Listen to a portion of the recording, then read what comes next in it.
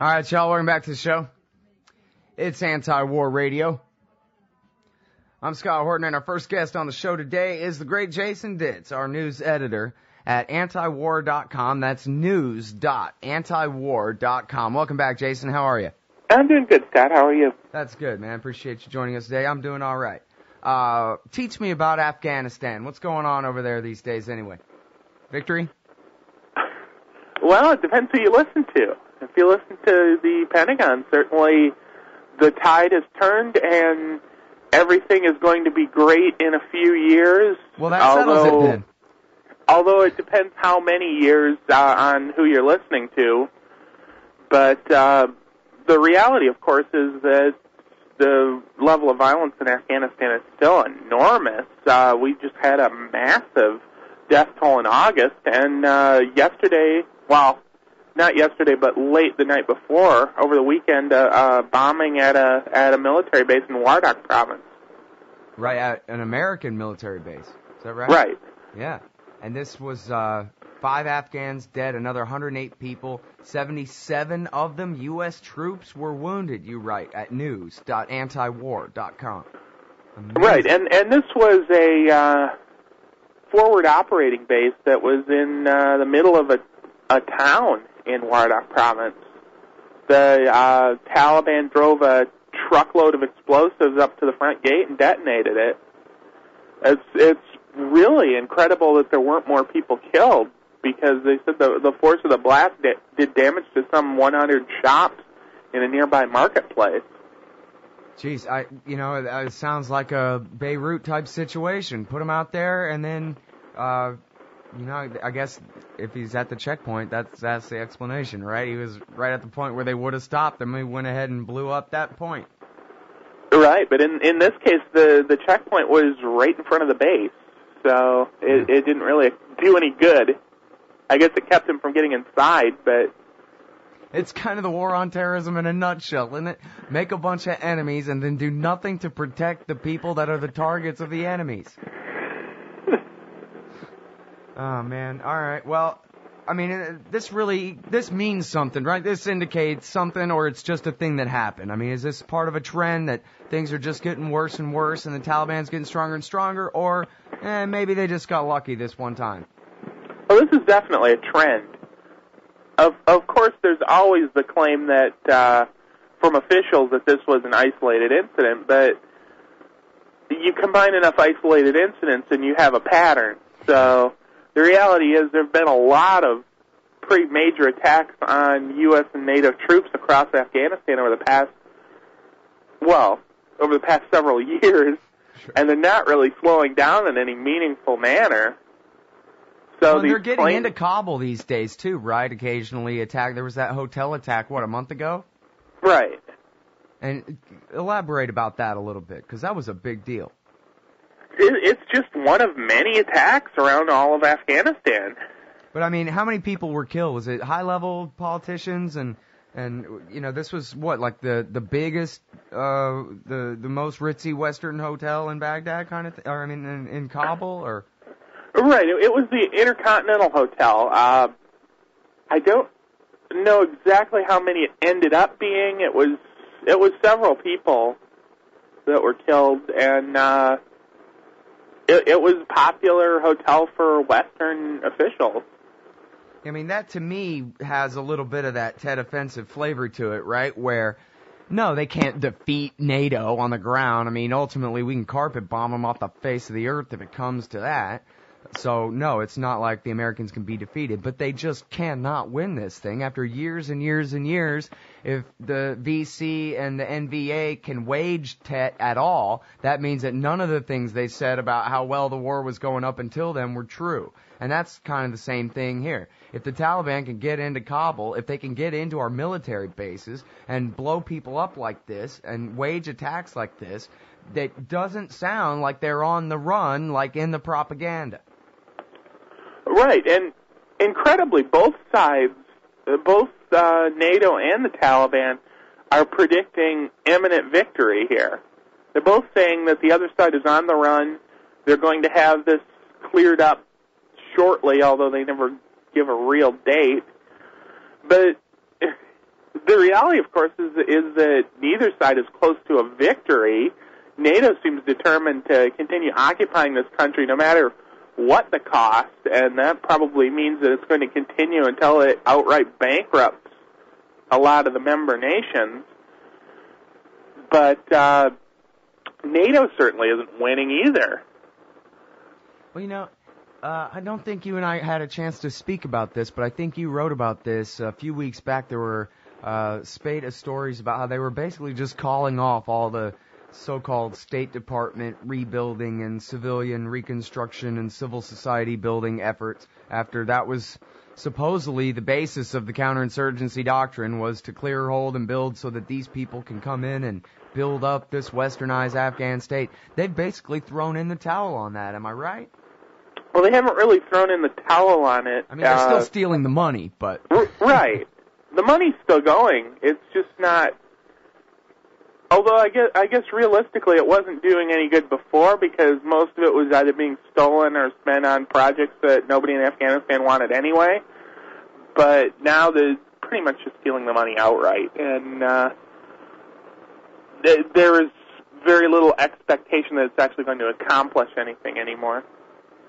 Well, I mean, and that's really a big deal. I mean, I don't know, maybe I should watch the Lara News Hour, because I just assume that they just don't discuss that, like, hey, guess what? The second major pillar of the entire excuse for escalating the war there has crumbled. And now there's only the one excuse, which is training up an army that could never afford its own existence, building up a central state and just a military force that could never last without us supporting it anyway. Because that's the only pillar of this so-called coin doctrine left standing at this point, basically. And it is, and even that isn't going very well, because we have these reports that desertion levels in both the police and the Army are just soaring. I mean, they were already ridiculously high to the point where you were having double-digit percentages of people defecting in a given year. But now they're getting to the point where it's like a quarter of their recruits are gone within 6 months. It's really incredible. And Afghanistan's military chief of staff blamed it on the fact that Karzai isn't enforcing the laws against defecting. Well, and by that defense minister you speak, you're referring to General Dostum?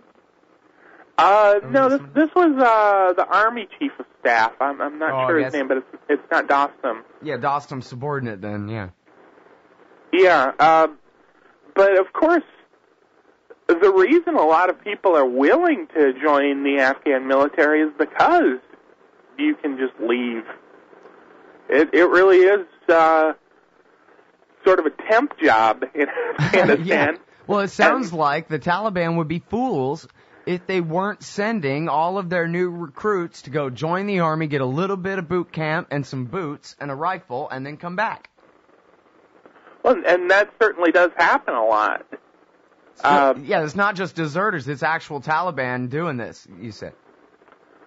Right. It's both. But in the agricultural communities around Afghanistan, a lot of people would join the military, take off when it's harvest season and never come back.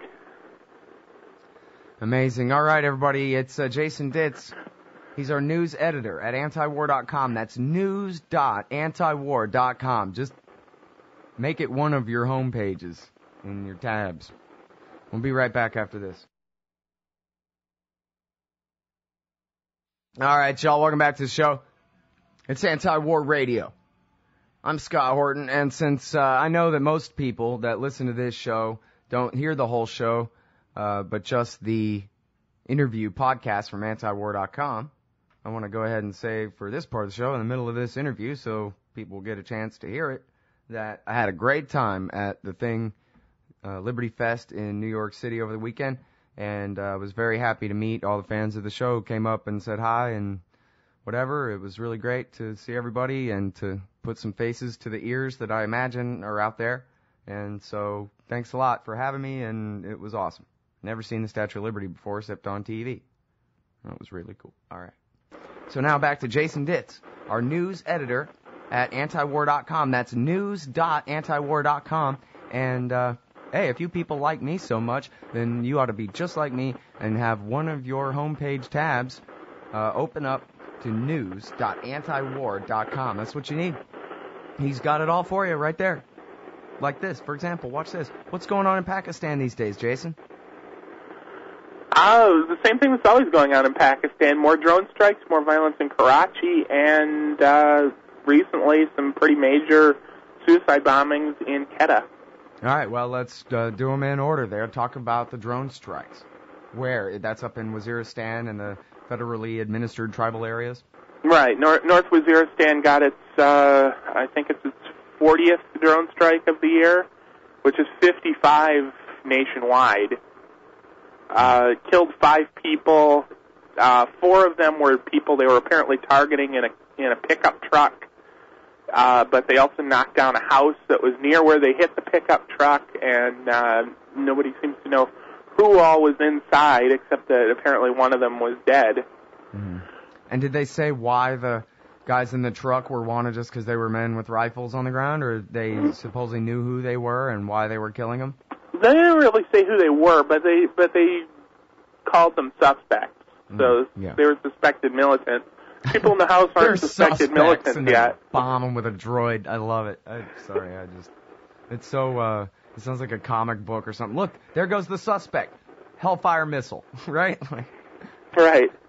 All right. Well, and now, I have to say that the orange alert, whatever they call them nowadays, over the weekend about a possible, serious, credible, but unconfirmed threat to New York or Washington, a truck bomb might go off or whatever, there was a hint of plausibility in that, to me, because they said that their informant, they claimed, that their informant was from the federally administered tribal areas of Pakistan, and that this is where the attack was emanating from. And I thought, well, either they're just making this up so that they have further excuse to bomb that part of Pakistan, or maybe bombing Pakistan all this time has engendered a plot to get somebody into the country to pull off something like that.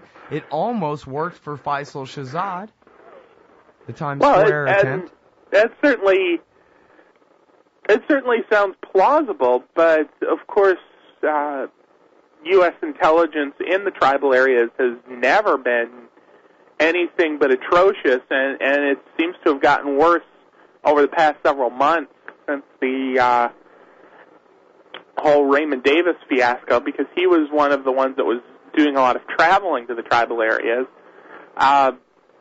Most of their contacts in the tribal areas are just random tribesmen that are picking out targets that are their rivals. So it shouldn't be too surprising that the intelligence coming out of there isn't necessarily spot on. Right, yeah, I mean, if the drone strike we're just talking about, look, some guys in a pickup truck, kind of, they're suspects sort of thing, if that's the nature of the intelligence that would lead them to, clamp down like they did in New York and D.C. over the weekend. I actually heard someone at the airport on the little tram yesterday talk about the great success of the If You See Something, Say Something program, where in New York over the weekend, in Manhattan, they got, 100 times as many calls as they usually do about a suspicious car here, a suspicious Muslim there, a box on the side of the road, this, that, and the other thing, and everybody just calling 911 about anything and everything that has nothing to do with anything, and how this is a great success, and that's really how it should be. And of course, were it not for this being 9/11 weekend and everyone was busy broadcasting 9/11 celebratory speeches, we probably would have been treated to constant reports of people finding a suspicious, cooler that was left unattended full of beer, things like that. Yeah. I don't know. I would say what has become of us, but I kind of think maybe Americans were always like this. We have to kill each and every last Indian, or else they'll kill us all, Right. Well, and if something happens in New York City because of that See Something, Say Something campaign, it gets on TV before they discredit it. Right. But once it's discredited, we never really hear about it again. Right. I've seen several times where they've reportedly discovered a suspicious package or something that was just laying around, or somebody forgot a briefcase or something, and they just freaking out and evacuating several city blocks somewhere in New York. There was a time here where there was a hand grenade discovered in the parking lot of a store here in Saginaw, and it didn't even make the national news. Yeah, well, here in Austin, they've had, I don't know how many times, at least a few times, frightened daughter of a Republican UT freshman calls 911 about probable anthrax because there's a little baggie of white powder at the laundromat. And they go, oh my God, anthrax, and they call in the hazmat team and whatever. These people. But, yeah, actually I'll say one thing funny, then we got to get back to Pakistan real quick, but a guy at the speech in New York over the weekend showed me on his phone, he had a picture of a poster that said, if you see something, skate something. Don't call the cops, call your friends and have a throwdown, bring some beers and have a good session. I thought that was pretty cool. Anyway, so now tell me quickly, if you can, about the suicide bombing in Quetta, I think down in the southern part of Pakistan, and then maybe wrap up with the violence in Karachi if we have time. But I want to hear more about this suicide bomb. They killed somebody very important, I think, right? Right. They attacked the home of one of the major Frontier Corps leaders in Quetta, Colonel Khalid, and he was killed, his wife was killed, some of his guards, 24 people ended up dead in the bombing. The initial reports from officials were that this was revenge from Al-Qaeda for arresting some people that they said were in Al-Qaeda, but later the Pakistani Taliban claimed credit for the attack and didn't mention arrests being a motive, so we kind of don't know why it happened.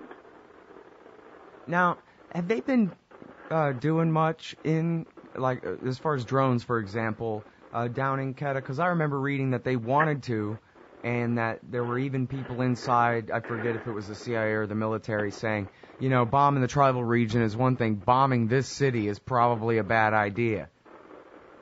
They haven't done that yet. There was a big push for even talk of boots on the ground in Quetta, whether it would be military or just CIA operatives. We didn't really know. There were a lot of calls to launch drone strikes because they said that the Afghan Taliban's leadership lives in that city, the Quetta Shura, which the Pakistani government insists doesn't even exist. But the difference between the tribal areas and Quetta is a night and day difference for a lot of Pakistanis. The reality is the tribal areas are treated a lot like Israel would treat the occupied territories. That there's really not a lot of concern for what goes on for the natives in there. Yeah, I've heard some of that. I knew a guy from Karachi who was like, oh, those people, they're crazy. Yeah, do whatever you want with them kind of attitude. Yeah, the Pakistani government could really care less what happens in North Waziristan, except to the extent that it makes them look bad. But if the U.S. was to start bombing an actual Pakistani city like Quetta, it would be a different matter entirely. All right, good. So we ended it on a happy note then. Thanks, Jason. Appreciate it. News.antiwar.com, everybody.